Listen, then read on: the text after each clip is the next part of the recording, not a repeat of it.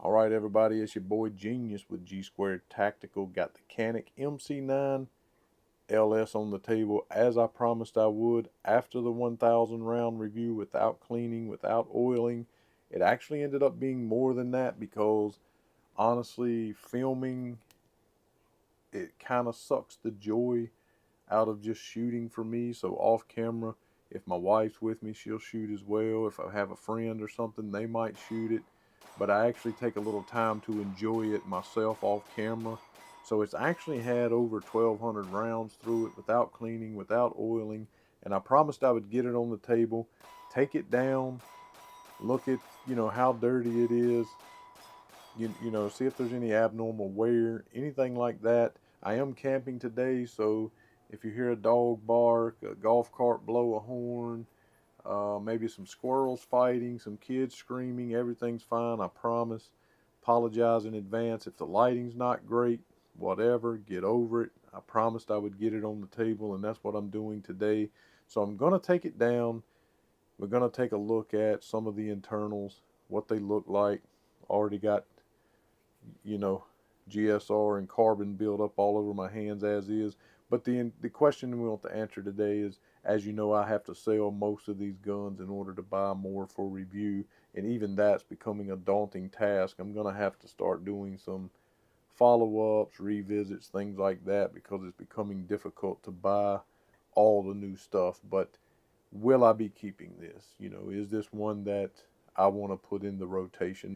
And after I get it took down, get it cleaned up, put back together, we'll talk a little bit about that. So I'll be right back with you. Gonna take it down, come back, and we'll take a look at some of the internals. Okay, I know you're not gonna be able to see how dirty it is from this distance laying on the table. I'll put some videos over me talking here so you can really see. The most intense thing is the amount of carbon buildup on. It's almost like a layer, it's almost like a flaky piece of paint or something. It is horrible on the feed ramp, and so that's the part of it really that I want to focus on is the feed ramp. As you know, with the original MC9, there were some feeding problems. I'm not sure if they ever figured out what it was. The two that I had, it was a black and I think an all FDE, or maybe it was two tone like this. Were fabulous. They were great. Still to this day, have no issues. I ended up selling it to a friend of mine. He still shoots it to this day. One of his favorites. He carries it actually. And of course, Trey, that used to do the channel with me, he still carries his flawless to this day. So ours had no issues. Not to say people didn't have issues. I know that they did, and they said that it was associated with the feed ramp. So I want to get that cleaned up real good, take some still shots of that or some little overlay videos, if you will, to kind of see if there's any, if it looks different than yours, maybe. If mine looks different than yours, I haven't heard of any mass problems with this one, so I don't know if that's the case or not. But either way, some people have also asked recently. They said, well, like the Canic MC9, like some other guns that you've reviewed that people's had problems or claim to have had problems with, and you seem like yours runs like a scalded dog. What is your cleaning, process? Like, what do you use? What oils do you use? What solvent do you use? Um, and just I'm not going to go through. This is not a gun cleaning video. I think most people that shoot guns should probably know how to clean them by now, but I will tell you what I use to clean with, and the oil that I that I use to lubricate with. So for the real stubborn stuff, and listen too, I like Wilson Combat oils and stuff like that as well. I use those a good bit, not as often as I use the Lucas. This stuff, I've had some guns. The reason I started using this is because I've had some guns in the past. One of them actually was a Glock. But anyway, for the real stubborn build-up, I use this. It works great. And then, of course, just the old traditional hops or hoppies, however you say that. That's what I use there. pretty sure most people probably knew that would be the case. But this works really, really good for some stubborn stuff. You might have to let it sit for a minute, but it works great. But the reason that I started almost exclusively using the Lucas gun oil is because I had a gun, and I'm wanting to say it was a Glock of some sort, FDE. I can't remember, so I'm not going to say one way or the other. I don't want to get the Glock people all stirred up. But it just wouldn't function. It wouldn't get through a magazine, and without some sort of a failure to go fully back into battery, failure to discharge the spent casing, just a plethora of issues. And I had cleaned it, oiled it, you know, frog lube, whatever I was using at the time, and it continued to keep malfunctioning. And so I was in a gun store, I think PSA actually. They had this laying up on the counter. Just picked it up. It was laying like in a little cardboard showcase, and I picked it up. It's pretty cheap, like $5 or something. They had it on sale. It's like, whatever, man. Pick up some oil. In no way was I thinking that I was even going to use it. It was just cheap. I picked it up. So I actually put it on that gun, took it out, and the gun never malfunctioned again.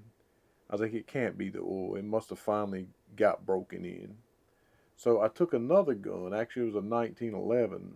I'll leave unnamed. Very, very tight 1911. That's very similar issues with feeding, etc. And I put this on it. Completely gone. Like, no more malfunction. So I've almost exclusively went away from the Wilson Combat oil and stuff that I still use it occasionally. I like the little needle point on them and things like that, but this has served me well. This is what I use to lubricate, you know, the hoppies or hops. Number 9 is what I use for the bore, and you know, for the stubborn stuff I use this here. And I do like these ramrods.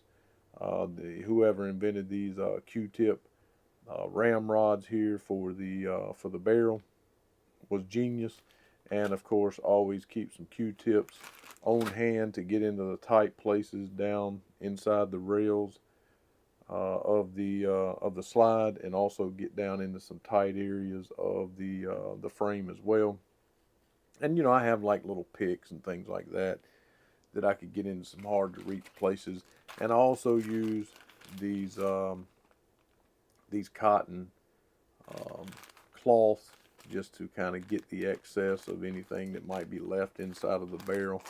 But I use those cloths to wipe down, you know, my Optic and things like that as well. So, and that's another thing I want to talk about after I get it cleaned up is, you know, this loaded chamber indicator here in the top of the slide. You know, did it cause the excessive problem that I've had with this, not just this brand, but just, you know, LCIs in general, getting, you know, oils and crap all over my Optic. Talk a little bit about that as well. So I'm going to get it cleaned up, put it back together. Well, before I do that, I'll let you see, you know, what it looks like cleaned up. And we'll talk about whether or not I'm going to keep this thing or not. All right, it has begun to rain outside, so I'll make this short so you don't have to listen to it hit the roof for very long. Either way, got it cleaned up. As you can see, the feed ramp cleaned up really, really well. I do not see any abnormal wear anywhere on the gun. I'm surprised at how well it actually cleaned up. As you can see here from the video, nice and clean. So now, am I going to keep it? The big question. So I think most people that watch the 1,000 round, or what essentially ended up being 1,200 round review, knows the answer to that. Of course, I'm going to keep it. I purchased this light specifically for the gun and the color combo and everything like that. So yes, I'm going to keep the gun. I think at some point it's probably going to end up replacing my tac ops, my 6 hour tac ops, and I don't know yet. I don't know. Again, I am a little bit more comfortable with that gun. When I was shooting with this, it was just running rounds. I really was not practicing with it. Wasn't quote-unquote training, if you will, as I have with the X Macro Tac Op. So for now, I'm still going to carry that gun, but I'm totally keeping this. It'll be in the truck with me on occasion. It'll be on my side on occasion, maybe even the nightstand. I do like the gun. The gun has been fine. The 3 rounds in the beginning with the magazine that I'm tired of mentioning because it's really not that big of a deal. So basically, let's minus those initial 3 out. It's been 1,247 rounds or so without a single issue, no lube, no cleaning. And I don't care if it's a Turkish-made firearm. It's funny to me how that so many people will trash a Turkish-made firearm, but shotguns and things like that that you do reviews on that is not Canic, they won't have a word to say about it, you know.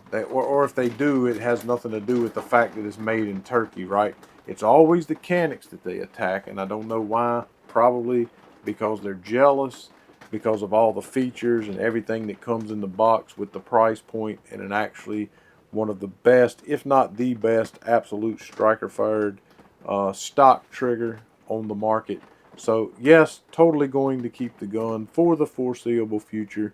Probably going to end up carrying it over the X Macro simply because of the better trigger, and I feel like after training a little bit with this, which I intend to do, with having that better trigger, that I can more easily stay on target, get on target, and be better with this one than I was with my X Macro. I know that'll ruffle some feathers, but that's fine. I'm good with that too.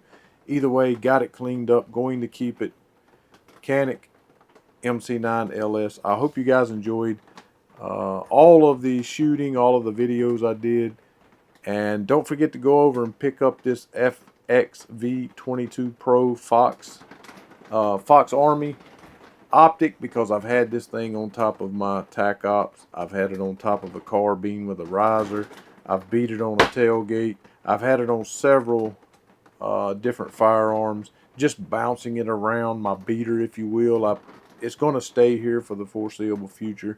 As you can see here, the glass is still perfectly clear. And speaking of that, I did say that I would mention the LCI, the loaded chamber indicator, and how much I hate those things. I don't know why they still do it.